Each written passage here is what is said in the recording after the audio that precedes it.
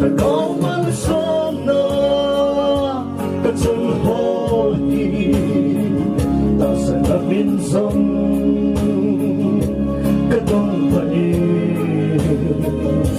nhịp bóng em lo mơ mấy đứa đã đầy chân đi và cả nón môi cả thân vậy tại đêm quê hương ta đi cả hè ô cả xin lâu hát chu apa mai cùng sông thu ta hết xin ta có gia đình thì ta có ta đều thật đó vẫn sông na cất chân hồ đi ta sẽ là bên sông cất đông vậy thì bắn lốp lo mà mấy đứa lên đây chân hi và cả nón môi cả thân vậy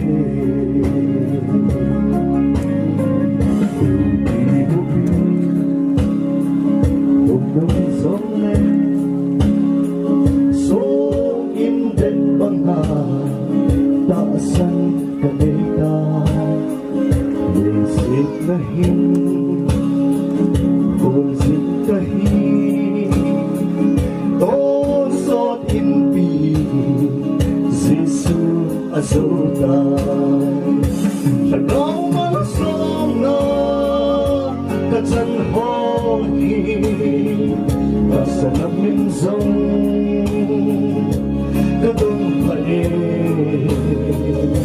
thì bóng lép lo mơ lấy đứa là lấy chân hi và cả nón môi cả thân vậy cả hình vết để vòng bộ nào thiên đã hình xa để hữu hình rồi sẽ hình lên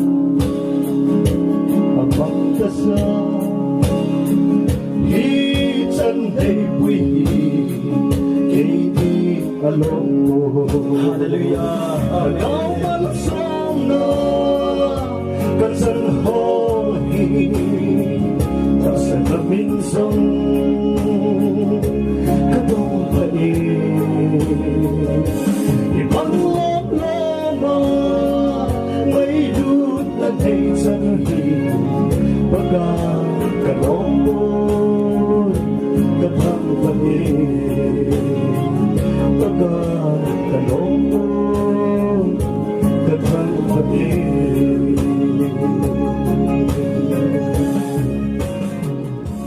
có thể bạn sẽ dapat